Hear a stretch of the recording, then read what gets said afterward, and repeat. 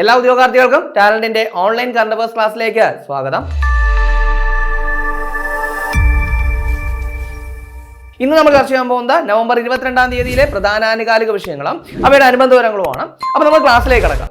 Secretariat OA പോലുള്ള പരീക്ഷകൾക്ക് വേണ്ടിയിട്ടുള്ള 10th പ്രിലിംസ് എക്സാം ഡിസംബർ 28 മുതൽ ആരംഭിക്കുകയാണ്. അപ്പോൾ അതിന്റെ രണ്ടാമത്തെ ഘട്ടം ജനുവരി 11-നും മൂന്നാമത്തെ ഘട്ടം ജനുവരി 25-നുമാണ് നടക്കുന്നത്. ഇനി അതിന്റെ നാലാമത്തെ ഘട്ടം ഫെബ്രുവരിയിലായിരിക്കും, പക്ഷേ ഡേറ്റ് ഇതുവരെ ഡിക്ലെയർ ചെയ്തിട്ടില്ല. സോ ഈ എക്സാമിനോട് തയ്യാറെടുക്കുന്ന ഉദ്യോഗാർത്ഥികൾക്ക് ടാലന്റ് പുറത്തിറക്കിയിട്ടുള്ള LDC റാങ്ക് ഫെയിൽ വളരെയധികം യൂസ്ഫുൾ ആണ്. ഇനി അതിന് പുറമെ തന്നെ മുൻവർഷ ചോദ്യങ്ങളെ ആസ്പദമാക്കി ടാലന്റ് LDPQ റാങ്ക് ഫെയിലും പുറത്തിറക്കിയിട്ടുണ്ട്. അപ്പോൾ അതും വളരെ യൂസ്ഫുൾ ആണ്. ഇനി ഈ രണ്ട് പുസ്തകങ്ങളെ ആസ്പദമാക്കി ഒരു സ്റ്റഡി പ്ലാൻ പുറത്തിറക്കിയിട്ടുണ്ട്.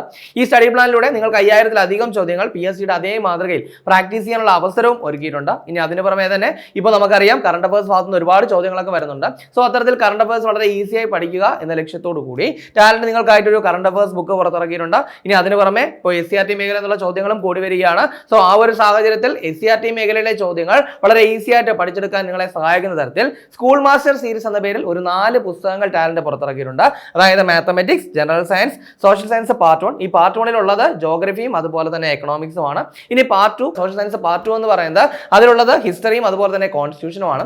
സോ ഈ ബുക്കുകളൊക്കെ തന്നെ നിങ്ങളുടെ വീടിനടുത്തുള്ള ബുക്ക് സ്റ്റാളുകളിൽ ലഭ്യമാണ്. ഇനി അതല്ലെങ്കിൽ ടാലന്റിന്റെ വെബ്സൈറ്റ് ആയിട്ടുള്ള talentkerala.com ലഭ്യമാണ്. ഇനി അതല്ലെങ്കിൽ ആമസോൺ, ഫ്ലിപ്കാർട്ട് എന്നിവ ലഭ്യമാണ്. ഇനി അതുമല്ലെങ്കിൽ ഈ സ്ക്രീനിൽ കാണുന്ന നമ്പറിൽ കോൺടാക്ട് ചെയ്താൽ മതി.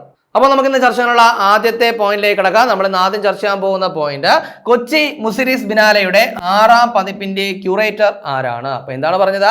കൊച്ചി മുസിരിസ് ബിനാലയുടെ എത്രാം പതിപ്പ്? 6ാം പതിപ്പിന്റെ എന്താണ് ക്യൂറേറ്റർ ആരെന്നാണ്. അത് നിഖിൽ ചോപ്ര. ആരാണ്? നിഖിൽ ചോപ്രയാണ്. കൃത്യമായിട്ട് ഓർക്കുക. ഇനി അങ്ങനെയാണെങ്കിൽ കൊച്ചി മുസിരിസ് ബിനാലയുടെ 6ാം പതിപ്പ് നടക്കുന്നത് എന്നാണെന്ന് ചോദിച്ചു കഴിഞ്ഞാൽ 2025 ഡിസംബർ അതുപോലെ തന്നെ 2026 മാർച്ച് കാലയളവിലാണ് എന്ത് ചെയ്യുന്നത് നടക്കുന്നത്.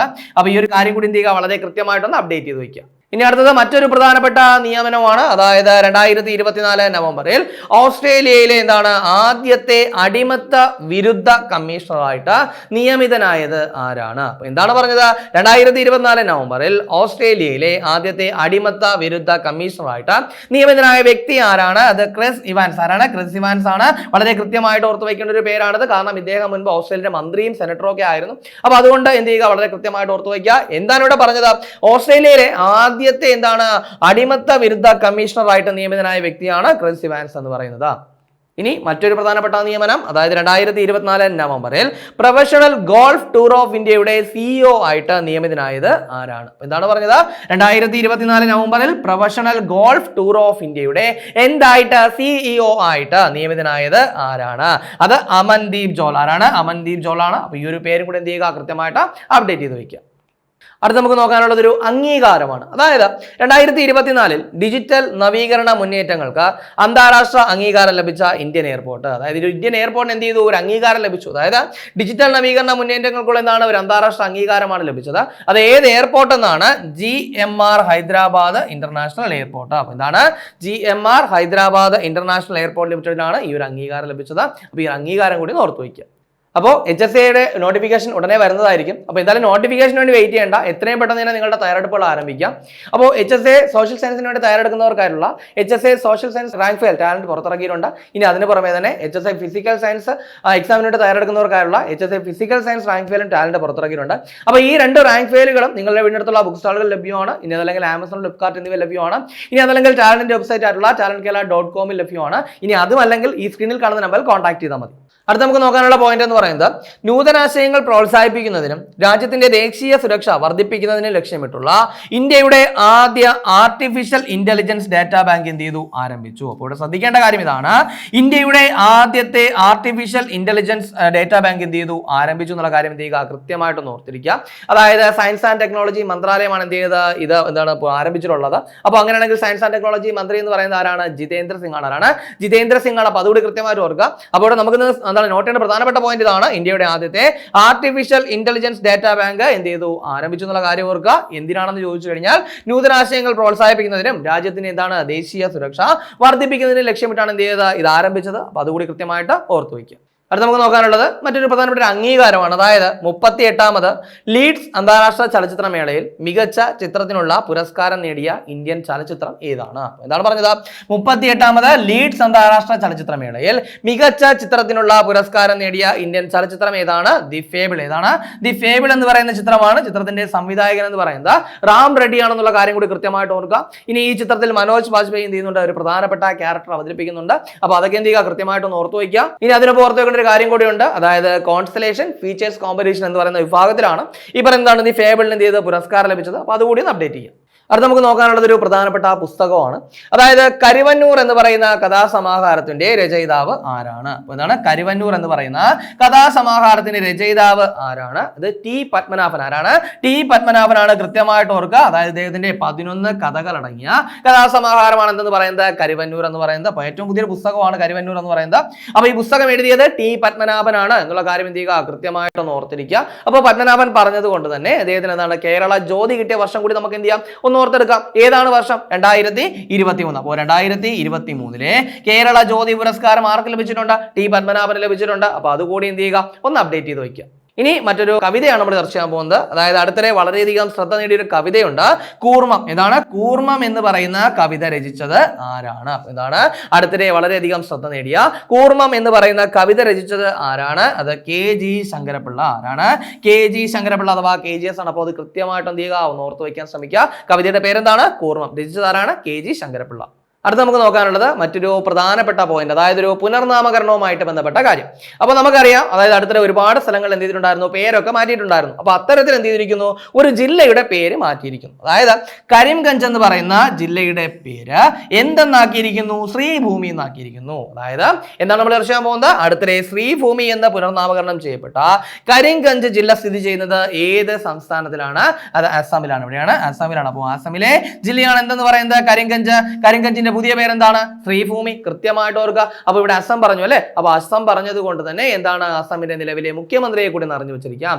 ആരാണ്? ഹിമന്ത ബിശ്വ ശർമ്മ. ആരാണ്? ഹിമന്ത ബിശ്വ ശർമ്മയാണ് അസമിന്റെ നിലവിലെ മുഖ്യമന്ത്രി എന്ന് പറയുന്നത്. അപ്പൊ അതുകൂടി അപ്ഡേറ്റ് ചെയ്ത് വയ്ക്കുക. അടുത്ത നമുക്ക് നോക്കാനുള്ളത് ഒരു OTT പ്ലാറ്റ്ഫോമിനെ പറ്റിയാണ്. അതായത് പ്രസാർ ഭാരതിയുടെ OTT പ്ലാറ്റ്ഫോം ഏതാണ്? എന്താണ്? പ്രസാർ ഭാരതിയുടെ OTT പ്ലാറ്റ്ഫോം ഏതെന്നുള്ളതാണ്. അത് വേവ്സ്. ഏതാണ്? വേവ്സ് എന്ന് പറയുന്നത് എന്താണ്? പ്രസാർ ഭാരതിയുടെ OTT പ്ലാറ്റ്ഫോം ആണ്. നമുക്കറിയാം 55ാമത് IFFI, അതായത് international film festival of India എവിടെ വെച്ച് നടക്കുന്നു? ഗോവയിൽ വെച്ച് നടക്കുന്നു. അപ്പൊ അതിന്റെ ഉദ്ഘാടനത്തോടനുബന്ധിച്ചാണ് എന്ത് ചെയ്തത്? ഇതിന്റെ എന്താണ് പ്രഖ്യാപനം ഉണ്ടായത്. അപ്പോൾ എന്താണ്? 55ാമത് IFFIയിൽ വെച്ചായിരുന്നു ഈ പറയുന്ന വേവ്സ് എന്ന് പറയുന്ന പ്ലാറ്റ്ഫോമിന്റെ ഉദ്ഘാടനം നടന്നത് എന്നുള്ള കാര്യം ഓർക്കുക. അതായത് ഗോവ മുഖ്യമന്ത്രി ആരാണ്? പ്രമോദ് സാവന്ത്. അപ്പൊ അദ്ദേഹമാണ് എന്ത് ചെയ്തത്? ഈ ഒരു പ്ലാറ്റ്ഫോം ഉദ്ഘാടനം ചെയ്തത്. ഇനി അതിന് പുറമെ ഓർത്ത് വെക്കേണ്ട കാര്യം 12 ഭാഷകളിൽ ലഭിക്കും. അതായത് 12ലധികം ഭാഷകളിൽ ലഭിക്കും. ഇനി അതിന് പുറമെ തന്നെ ഇതാണ് പ്രധാനമന്ത്രിയുടെ മൻ കി ബാത്ത് പോലുള്ള ലൈവ് പ്രോഗ്രാമുകളൊക്കെ എന്ത് ചെയ്യും? ഈ ഒരു പ്ലാറ്റ്ഫോമിൽ ലഭിക്കും. അപ്പൊ അതൊക്കെ എന്ത് ചെയ്യുക? കൃത്യമായിട്ട് ഓർത്ത് വയ്ക്കുക. ഏറ്റവും പ്രധാനമായിട്ട് ഓർത്ത് വെക്കേണ്ട എന്താണ്? പ്രസാർ ഭാരതിയുടെ OTT പ്ലാറ്റ്ഫോം ഏതാണ്? വേവ്സ് ആണ്. ഇനി അടുത്ത് നോക്കാനുള്ളത് ഒരു പോർട്ടലാണ് നമുക്ക് നോക്കാനുള്ളത്. അതായത് ഭൂഗർഭ ജലവിനിയോഗത്തിന്റെ സമഗ്ര വിവരങ്ങൾ ലഭ്യമാക്കുന്ന കേന്ദ്ര സർക്കാർ പോർട്ടൽ. അപ്പൊ ഇതാണ് ഭൂഗർഭ ജലവിനിയോഗത്തിന്റെ സമഗ്ര വിവരങ്ങൾ ലഭ്യമാക്കുന്ന കേന്ദ്ര സർക്കാർ പോർട്ടൽ ഏതെന്നാണ്? അത് ഭൂനീർ പോർട്ടൽ. എന്താണ്? ഭൂനീർ പോർട്ടൽ എന്ന് പറയുന്നതാണ്. കൃത്യമായിട്ട് ഓർക്കുക. അപ്പൊ ഇവിടെ എന്താണ്? ജലവിഭവ വകുപ്പുമായിട്ട് ബന്ധപ്പെട്ടാണ് പറഞ്ഞത്. അങ്ങനെയാണെങ്കിൽ നിലവിലെ ജലശക്തി മന്ത്രി ആരാണ്? CR പാട്ടീൽ. ആരാണ്? CR പാട്ടീലാണ്. അപ്പൊ അതുകൂടി കൃത്യമായിട്ട് ഓർത്തു വയ്ക്കുക.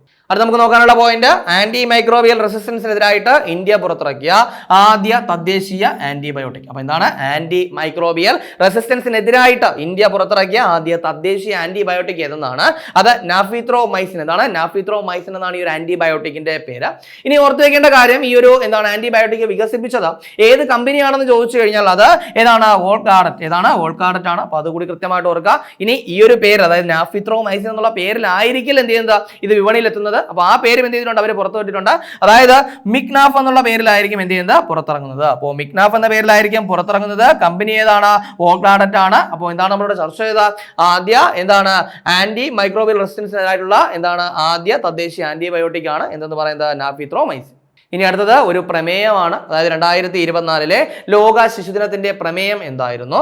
അത് listen to the future, stand up for children's rights. എന്താണ്? Listen to the future, stand up for children's rights എന്നുള്ളതായിരുന്നു 2024 ലോക ശിശുദിനത്തിന്റെ പ്രമേയം. അപ്പോൾ അങ്ങനെയാണെങ്കിൽ എന്നാണ് ലോക ശിശുദിനം? അത് നവംബർ 20 അപ്പൊ അതുകൂടി എന്ത് ചെയ്യുക? കൃത്യമായിട്ട് ഇതിനൊപ്പം ഒന്ന് അപ്ഡേറ്റ് ചെയ്ത് തന്നെ പോവുക. അടുത്ത നമുക്ക് നോക്കാനുള്ളത് മറ്റൊരു പ്രധാനപ്പെട്ട കാര്യം, അതായത് പ്രധാനമന്ത്രി നരേന്ദ്രമോദിയിൽ നിന്ന് സിലോഫർ പഞ്ചാമൃത കലശം സമ്മാനമായിട്ട് ലഭിച്ച വിദേശ രാജ്യ പ്രസിഡന്റ് ആരാണ്? അപ്പോൾ അതായത് നമുക്കറിയാം, ഇപ്പോൾ പ്രധാനമന്ത്രി എന്താണ് കുറേ രാജ്യങ്ങളിൽ നിന്നാണ് സന്ദർശന വേളയിലാണ്. അപ്പോൾ ആ ഒരു സന്ദർശിക്കുന്ന സമയത്ത് ഒരു രാജ്യത്തിലെ പ്രസിഡന്റിന് അദ്ദേഹം എന്ത് ചെയ്തു? ഈ പറയുന്ന സിലോഫർ പഞ്ചാമൃത കലശം എന്ത് ചെയ്തു? സമ്മാനമായിട്ട് നൽകി.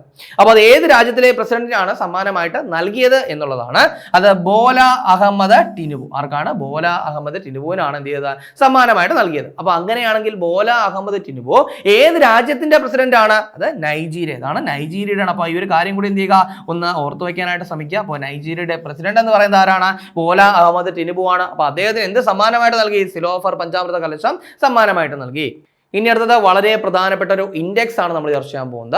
അതായത് കാലാവസ്ഥ വ്യതിയാന പ്രകടന സൂചിക, അതായത് ക്ലൈമറ്റ് ചേഞ്ച് പെർഫോമൻസ് ഇൻഡെക്സ് 2025 2025 കാലാവസ്ഥ വ്യതിയാന പ്രകടന സൂചികയിൽ ഇന്ത്യയുടെ സ്ഥാനം എത്രയാണ്? എന്താണ് ഇന്ത്യയുടെ സ്ഥാനം എത്രയാണ്? 10ാമത്. അപ്പോൾ ഓർക്കുക, ഇന്ത്യയുടെ സ്ഥാനം ഈ ഒരു ഇൻഡെക്സിൽ 10ാമതാണ്. ഇനി ശ്രദ്ധിക്കേണ്ട കാര്യം എന്ന് പറയുന്നത് 1, 2, 3 എന്നീ സ്ഥാനങ്ങളിൽ ആരും തന്നെ എന്താണ് ഇല്ല. അപ്പോൾ 1, 2, 3 സ്ഥാനങ്ങളിൽ ആരും തന്നെ ഇല്ല എന്നുള്ള കാര്യം കൃത്യമായിട്ട് എന്ത് ചെയ്യണം? ഒന്ന് ഓർത്ത് വെക്കേണ്ടതാണ്. അപ്പോൾ 1, 2, 3 ആരും ഇല്ലെങ്കിൽ എന്ത് ചെയ്യണം? 4, 5 ആരാണെന്ന് അറിഞ്ഞു വച്ചിരിക്കണം. അപ്പൊ അങ്ങനെയാണെങ്കിൽ 4ാം സ്ഥാനത്ത് ആരാണ്? അത് ഡെൻമാർക്ക്. ആരാണ്? ഡെൻമാർക്ക് ആണ് 4ാം സ്ഥാനത്ത്. ഇനി 5ാം സ്ഥാനത്ത് ആരാണെന്ന് ചോദിച്ചു കഴിഞ്ഞാൽ നെതർലൻഡ് ആണ്. ആരാണ്? നെതർലൻഡ് ആണ് 5ാം സ്ഥാനത്തുള്ളത്. അപ്പൊ ഇവിടെ പറഞ്ഞെന്താണ്? ഒരു പ്രധാനപ്പെട്ട ഇൻഡെക്സ് ആണ് കാലാവസ്ഥാ വ്യതിയാന പ്രകടന സൂചിക 2025 ആണ്. ഇന്ത്യയുടെ സ്ഥാനം നമ്മൾ ആദ്യമേ പറഞ്ഞു 10 ആണെന്ന് പറഞ്ഞു. ഏറ്റവും ശ്രദ്ധിക്കേണ്ട കാര്യം ഇതാണ്, 1, 2, 3 സ്ഥാനങ്ങളിൽ ആരും തന്നെ ഇല്ലാന്ന് മനസ്സിലാക്കുക.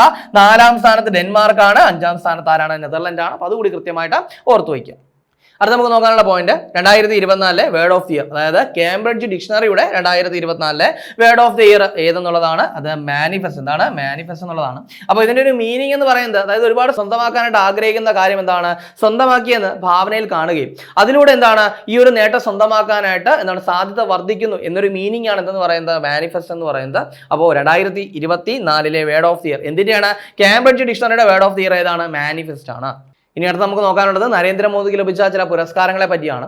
അതായത് 2024 നവംബറിൽ ഇന്ത്യൻ പ്രധാനമന്ത്രി നരേന്ദ്രമോദിക്ക് കരീബിയൻ രാജ്യമായ ബാർബഡോസ് സമ്മാനിച്ച പരമോന്നത ബഹുമതി ഏതാണ്? അപ്പോൾ എന്താണ്?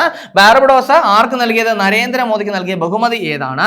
Honorary order of freedom of Barbados. എന്താണ്? Honorary order of freedom of Barbados എന്ന് പറയുന്ന പുരസ്കാരമാണ് ആർക്ക് ലഭിച്ചത്? നരേന്ദ്രമോദിക്ക് ലഭിച്ചത്. ഇനി അതിനു പുറമെ നമ്മൾ ഓൾറെഡി തന്നെ എന്താണ് നൈജീരിയ ബഹുമതി നൽകിയ കാര്യമൊക്കെ നമ്മൾ ചർച്ച ചെയ്തിട്ടുണ്ടായിരുന്നു. ഇനി മറ്റൊരു ബഹുമതി നരേന്ദ്രമോദിക്ക് ലഭിച്ചിട്ടുണ്ട്. അതായത് ഗയാനയുടെ ബഹുമതി, അതായത് ഓർഡർ ഓഫ് എക്സലൻസ്. ഗയാനയുടെ ഓർഡർ ഓഫ് എക്സലൻസും എന്ത് ചെയ്തു? നരേന്ദ്രമോദിക്ക് ലഭിച്ചു. അതായത് ഈ ഒരു അംഗീകാരം ലഭിക്കുന്ന 4ാമത്തെ വിദേശ തലവനാണെന്ന് പറയുന്നത് നരേന്ദ്രമോദി എന്ന് പറയുന്നത്. അപ്പൊ അതുകൂടി എന്ത് ചെയ്യുക? കൃത്യമായിട്ട് ഒന്ന് ഓർത്തു വയ്ക്കുക. അപ്പൊ ഇവിടെ ഗയാന പറഞ്ഞതുകൊണ്ട് തന്നെ പ്രധാനപ്പെട്ട ചില കാര്യങ്ങൾ കൂടി എന്ത് ചെയ്യണം? നമുക്കൊന്ന് ഓർത്തെടുക്കണം. അതായത് ഗയാനയുടെ എന്താണ് പ്രസിഡന്റ് എന്ന് പറയുന്നത് ആരാണ്? മുഹമ്മദ് ഇർഫാൻ അലി. ആരാണ്? മുഹമ്മദ് ഇർഫാൻ അലി ആണ് ഗയാനയുടെ പ്രസിഡന്റ് എന്ന് പറയുന്നത്. അദ്ദേഹത്തിന്റെ പേര് മെൻഷൻ ചെയ്യാനുള്ള കാരണം എന്ന് പറയുന്നത് 2023 പ്രഭാസി ഭാരതീയ ദിവസത്തിൽ എന്താണ് ഇന്ത്യയുടെ മുഖ്യാതിഥി ഈ പറയുന്ന മുഹമ്മദ് ഇർഫാൻ അലി ആയിരുന്നു. അപ്പൊ അതുകൂടി എന്ത് ചെയ്യുക? ഓർത്തു വയ്ക്കുക. ഇനി 56 വർഷങ്ങൾക്ക് ശേഷമാണ് എന്ത് ചെയ്യുന്നത്? ഒരു ഇന്ത്യൻ പ്രധാനമന്ത്രി എന്ത് ചെയ്യുന്നത്? ഈ പറയുന്ന ഗയാനയിൽ എത്തുന്നത്. അപ്പൊ അതൊക്കെ എന്ത് ചെയ്യുക? ഇതിനൊപ്പം ഒന്ന് അപ്ഡേറ്റ് ചെയ്ത് വയ്ക്കുക. അടുത്ത് നമുക്ക് നോക്കാനുള്ളത് ഒരു പ്രധാനപ്പെട്ട വേദിയാണ്. അതായത് 2ാമത് കരിക്കോം ഇന്ത്യ ഉച്ചകോടിയുടെ വേദി എവിടെയാണ്? എന്താണ്? 2ാമത്തെ എന്താണ് കരിക്കോം ഇന്ത്യ ഉച്ചകോടി 2024. അപ്പൊ അതിന്റെ വേദി എവിടെയെന്ന് ചോദിച്ചു കഴിഞ്ഞാൽ ഗയാന. എവിടെയാണ്? ഗയാനയാണ്. അപ്പൊ സ്വാഭാവികമായിട്ടും ഒരു സംശയം വരും, എന്താണ് ഈ കരിക്കോം എന്ന് പറയുന്നത്? അതായത് കരീബിയൻ രാജ്യങ്ങളുടെ കൂട്ടായ്മയാണ് ഈ പറയുന്ന കരിക്കോം. അപ്പൊ എന്താണ് പറഞ്ഞത്? 2ാമത് കരിക്കോം ഇന്ത്യ എന്താണ് ഉച്ചകോടിയുടെ വേദി ഗയാനയാണ്. കരിക്കോം എന്ന് പറയുന്നത് എന്താണ്? കരീബിയൻ രാജ്യങ്ങളുടെ കൂട്ടായ്മയാണ്. അപ്പൊ 2024 നടന്നത് എത്രാമത്തെ ഉച്ചകോടി? 2ാമത്തെ ഉച്ചകോടിയാണ്. അപ്പൊ എന്ത് ചെയ്യുക? കൃത്യമായിട്ട് ഓർത്തു വയ്ക്കുക.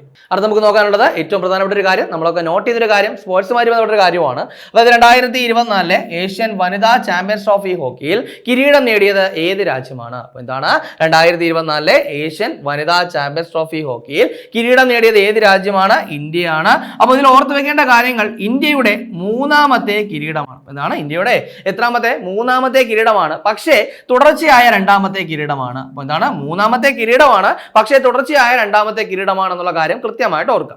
ഇനി 3 കിരീടങ്ങൾ നേടിയെന്ന് പറഞ്ഞേ. അപ്പൊ അതുകൊണ്ട് തന്നെ ഒരു കാര്യം കൂടി ഓർത്തു വയ്ക്കുക, ഏറ്റവും കൂടുതൽ എന്താണ് ഏഷ്യൻ വനിതാ ചാമ്പ്യൻസ് ട്രോഫി എന്താണ് കിരീടം നേടിയ രാജ്യങ്ങളിൽ എന്താണ് ഇപ്പോൾ ഇന്ത്യയും ഒന്നാം സ്ഥാനം പങ്കിടുന്നു എന്നുള്ളതാണ്. അതായത് ദക്ഷിണ കൊറിയയും ഓൾറെഡി എന്ത് ചെയ്തിട്ടുണ്ട്? 3 കിരീടങ്ങൾ നേടിയിട്ടുണ്ട്. അപ്പോൾ ദക്ഷിണ കൊറിയ എന്ത് ചെയ്തിട്ടുണ്ട്?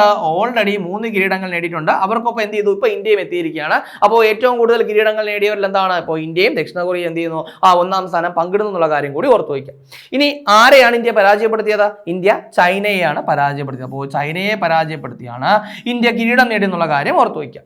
ഇനി അടുത്ത് നമുക്ക് നോക്കാനുള്ള കാര്യം എന്ന് പറയുന്നത് വേദി എവിടെയായിരുന്നു? നമ്മൾ ഓൾറെഡി ചർച്ച ചെയ്ത് കഴിഞ്ഞതാണ്. വേദി എവിടെയായിരുന്നു? ബീഹാറിലെ രാജ്ഗീർ ആയിരുന്നു വേദി. അങ്ങനെയാണെങ്കിൽ അതിന്റെ ഭാഗ്യചിഹ്നം എന്തായിരുന്നു? അത് ഗുഡിയ. എന്താണ്? ഗുഡിയയാണ് ഭാഗ്യചിഹ്നം എന്ന് പറയുന്നത്. അപ്പൊ അതുകൂടി ഓർക്കുക. ഗുഡിയ എന്ന് പറയുന്നത് ഒരു കുരുവിയാണ്. അപ്പൊ അതൊക്കെ നമ്മൾ ഓൾറെഡി ചർച്ച ചെയ്ത് കഴിഞ്ഞ കാര്യമാണ്. അപ്പൊ അതൊക്കെ എന്ത് ചെയ്യുക? ഇതിനൊപ്പം അപ്ഡേറ്റ് ചെയ്ത് വയ്ക്കുക. അടുത്തത് കേരളവുമായിട്ട് ബന്ധപ്പെട്ട ഒരു പ്രധാനപ്പെട്ട കാര്യമാണ്. നമ്മളൊക്കെ ഓൾറെഡി കണ്ട ഒരു കാര്യം, നമുക്കൊക്കെ ഒരുപാട് സന്തോഷമുള്ള ഒരു കാര്യമാണ്. അതായത് 2025 എന്ത് ചെയ്യുന്നു? അർജന്റീന ഫുട്ബോൾ ടീം കേരളത്തിൽ കളിക്കാനെത്തുന്നു. അപ്പോൾ ഇതാണ് 2025 ഏത് ടീമാണ്? അർജന്റീന ഫുട്ബോൾ ടീം കേരളത്തിൽ കളിക്കാനെത്തുന്നു. പക്ഷേ ഇത് ഓപ്പോസിറ്റ് കളിക്കുന്ന ടീമിനെ എന്ത് ചെയ്തിട്ടില്ല? ഇതുവരെയും ഒഫീഷ്യലായിട്ട് പ്രഖ്യാപിച്ചിട്ടില്ല. ഒരു പക്ഷേ ജപ്പാനോ ഖത്തറോ ഒക്കെ ആവാനാണ് സാധ്യത. അപ്പോൾ അത് കൺഫേം ആവുന്ന സമയം നമുക്ക് എന്ത് ചെയ്യാം? ചർച്ച ചെയ്യാം. ഇപ്പോൾ ഓർത്ത് വയ്ക്കുക, 2025 അർജന്റീന ഫുട്ബോൾ ടീം എന്ത് ചെയ്യുന്നു?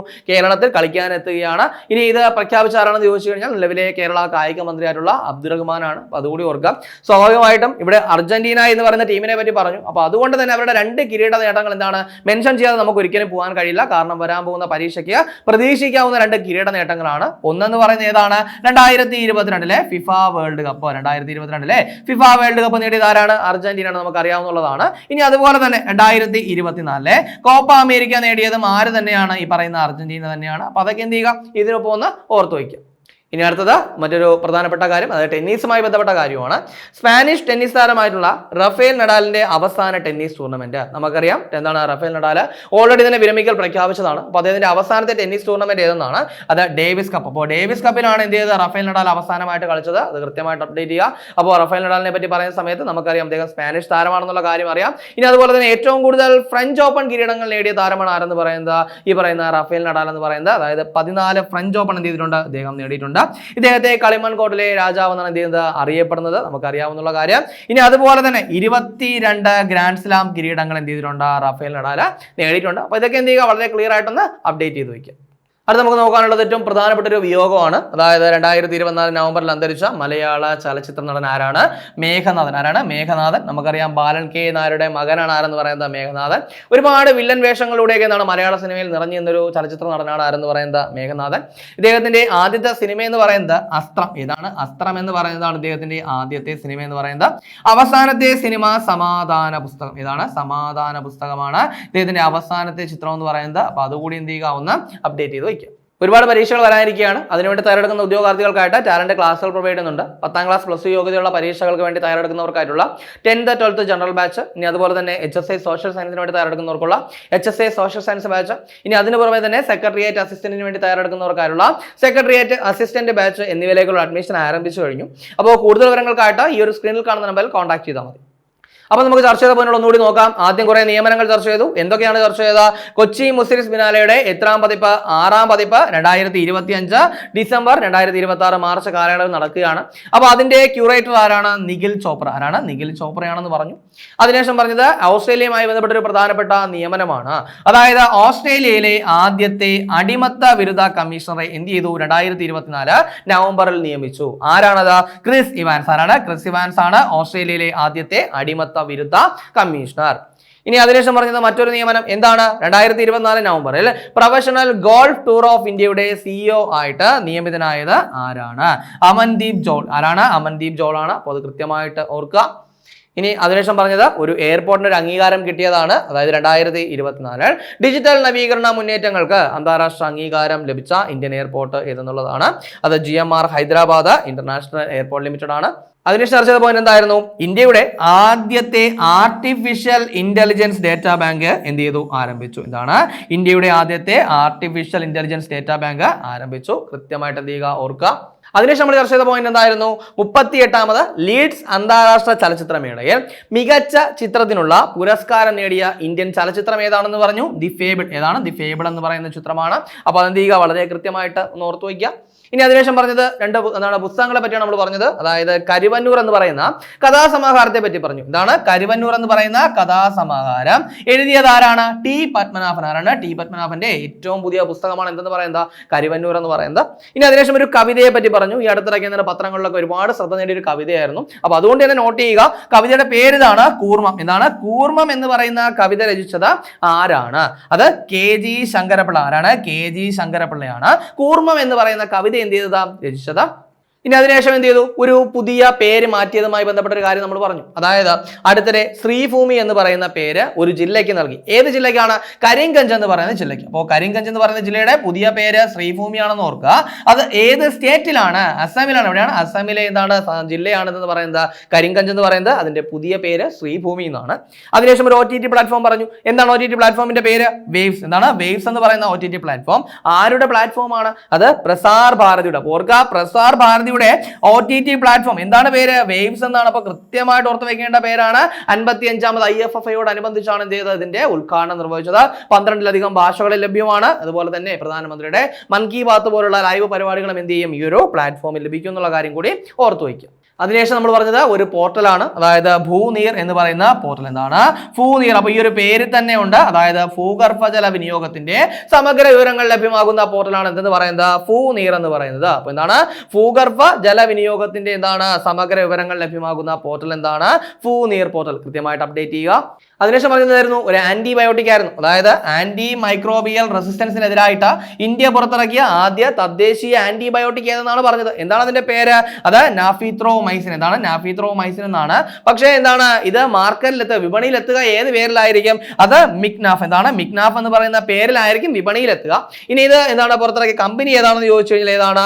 ഓൾകാർഡറ്റ്. ഏതാണ്? ഓൾകാർഡറ്റ് എന്ന് പറയുന്ന കമ്പനിയാണ് പുറത്തിറക്കിയത്. അപ്പൊ അതുകൂടി ഒന്ന് ഓർത്തു വയ്ക്കുക. ഇനി അതിനുശേഷം പറഞ്ഞത് ഒരു പ്രമേയമാണ്. അതായത് 2024 ലോക ശിശുദിനത്തിന്റെ പ്രമേയം എന്താണെന്ന് പറഞ്ഞു.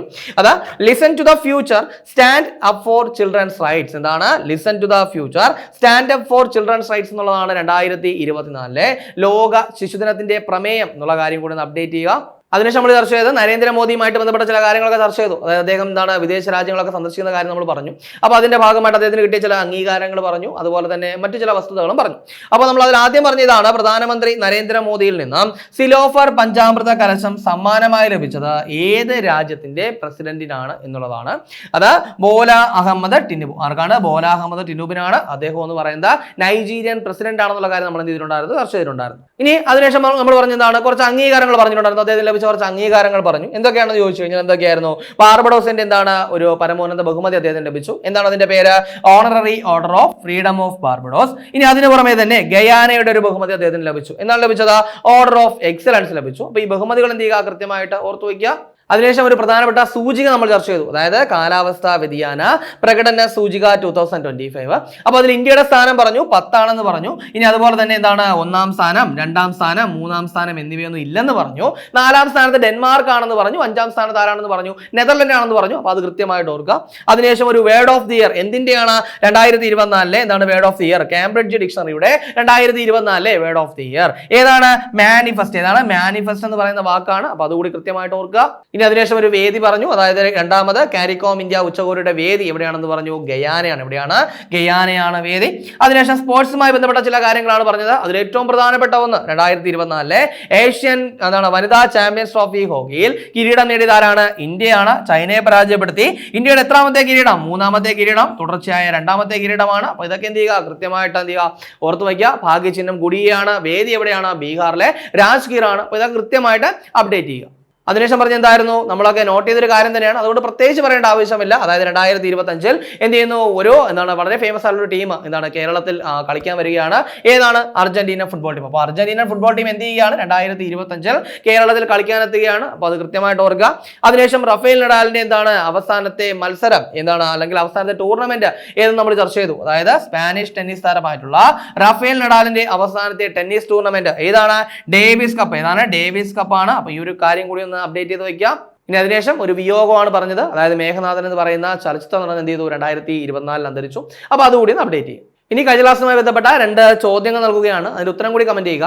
ആദ്യത്തെ ചോദ്യം, കേന്ദ്ര ഫിഷറീസ് മന്ത്രാലയ പുരസ്കാരങ്ങളിൽ മികച്ച സമുദ്രബന്ധന സംസ്ഥാനമായിട്ട് തിരഞ്ഞെടുക്കപ്പെട്ടത് ഏത് സ്റ്റേറ്റ് എന്നാണ് ചോദ്യം. Option A Keralam, B Tamil Nadu, C Telangana, option D Gujarat.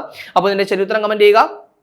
ഇനി രണ്ടാമത്തെ ചോദ്യം, ഇന്ത്യയിലെ ആദ്യത്തെ ഭരണഘടനാ മ്യൂസിയത്തിനായുള്ള റോബോട്ട് ടൂർ ഗൈഡ് രൂപകൽപ്പന ചെയ്യാനായിട്ട് OP ജിൻഡാൽ ഗ്ലോബൽ യൂണിവേഴ്സിറ്റിയുമായിട്ട് സഹകരിക്കുന്നത് ആരെന്നാണ്. അപ്പോൾ ഇതിന്റെ options A IIT Madras, B IIT Guwahati, option C IIT Mumbai, option D IIT Kolkata. അപ്പോൾ ഇതിന്റെ ശരി ഉത്തരം കൂടി കമന്റ് ചെയ്യുക. ഇനി കഴിഞ്ഞ ക്ലാസ് നൽകിയിരുന്ന 2 ചോദ്യങ്ങളുടെ ഉത്തരം കൂടി നോക്കാം. ആദ്യത്തെ ചോദ്യം, 2024 കേരള സ്കൂൾ ശാസ്ത്രോത്സവത്തിൽ കിരീടം നേടിയ ജില്ല ഏതെന്നാണ് ചോദ്യം. Option A Kollam, B Ernakulam, C Malappuram, option D Thrissur. അപ്പോൾ ഇതിന്റെ ശരി ഉത്തരം ഏതാണ്? ഓപ്ഷൻ സി ആണ്, മലപ്പുറമാണ് ഓവറോൾ നേടിയത്. രണ്ടാം സ്ഥാനത്ത് വന്നത് ഏതായിരുന്നു? കണ്ണൂരായിരുന്നു. നമ്മൾ ചർച്ച ചെയ്ത കാര്യമാണ്, അതുകൂടി എന്ത് ചെയ്യുക, ഓർക്കുക. വേദി എവിടെയായിരുന്നു? അത് ആലപ്പുഴ. വേദി ആലപ്പുഴയായിരുന്നു. അപ്പൊ അങ്ങനെയാണെങ്കിൽ എന്താണ് 2024 സംസ്ഥാന കായികമേള നടന്നത് എവിടെയാണ്? അത് എറണാകുളത്താണ്. ഓവറോൾ നേടിയത് തിരുവനന്തപുരമാണ്. ഇനി രണ്ടാമത്തെ ചോദ്യം, വർക്ക് നിയർ ഹോം പദ്ധതിയുടെ ആദ്യ കേന്ദ്രത്തിന്റെ സംസ്ഥാനതല നിർമ്മാണ ഉദ്ഘാടനം നടക്കുന്നത് എവിടെയെന്നായിരുന്നു ചോദ്യം. Option A Thrithala, B Kottarakkara, option C Attingal, option D Kazhakoottam. അപ്പോൾ ഇതിന്റെ ശരി ഉത്തരം എവിടെയാണ്? ഓപ്ഷൻ ബി ആണ്, കൊട്ടാരക്കരയിലാണ് എന്ത് ചെയ്തത്, നടന്നത്. ഇതിന്റെ ഉദ്ഘാടനം നിർവഹിച്ചത് ആരായിരുന്നു? അത് ബാലഗോപാൽ, നമ്മുടെ ധനകാര്യമന്ത്രിയായിട്ടുള്ള ബാലഗോപാലായിരുന്നു. അദ്ദേഹത്തിന്റെ നിയോജക മണ്ഡലം ഏത് തന്നെയാണ്? ഈ പറയുന്ന കൊട്ടാരക്കര തന്നെയാണ്. അപ്പോൾ അതൊക്കെ എന്ത് ചെയ്യുക, കൃത്യമായിട്ട് ഓർത്തു വയ്ക്കുക. അപ്പോൾ നമ്മൾ ഇന്ന് ചർച്ച ചെയ്ത ചോദ്യങ്ങളും അതിന്റെ ഉത്തരങ്ങളും അതുപോലെ ചർച്ച ചെയ്ത പോയിന്റുകളും മനസ്സിലായെന്ന് വിചാരിക്കുന്നു. ഒരുപാട് പോയിന്റുകൾ ഉണ്ടായിരുന്നു. അതുപോലെ തന്നെ ഒരുപാട് PIB കണ്ടൻസ് ഒക്കെ ഉണ്ടായിരുന്നു. അപ്പോൾ അതൊക്കെ കൃത്യമായിട്ട് ഓർക്കുക. കാരണം പരീക്ഷയ്ക്ക് ഇപ്പോൾ എന്താണ് ഗവൺമെന്റ് സൈറ്റുകളിൽ നിന്ന് എന്താണ് ഉൾപ്പെടെ ഒരുപാട് കണ്ടന്റുകളൊക്കെ ചോദിക്കുന്നുണ്ട്. അപ്പോൾ അതുകൊണ്ട് തന്നെ വളരെ വ്യക്തമായിട്ട് തന്നെ കൃത്യമായിട്ട് പഠിച്ചു പോവുക. ഡെയിലി കറണ്ട് അഫയേഴ്സ് അപ്ഡേറ്റ് തന്നെ പോവുക. നല്ലപോലെ വർക്ക് ചെയ്യുക. എത്രയും പെട്ടെന്ന് ഒരു ജോലി നേടിയെടുക്കുക. നവംബർ 22-ാം തീയതിയിലെ പ്രധാന ആനുകാലിക വിഷയങ്ങളും അവയുടെ അനുബന്ധ വിവരങ്ങളുമാണ് നമ്മൾ ചർച്ച ചെയ്ത് കഴിഞ്ഞത്. അപ്പോൾ ഈ ചർച്ച ചെയ്ത പോയിന്റുകളൊക്കെ മനസ്സിലായെന്ന് വിചാരിക്കുന്നു. മറ്റൊരു ക്ലാസ്സുമായി നമുക്ക് അടുത്ത ദിവസം കാണാം.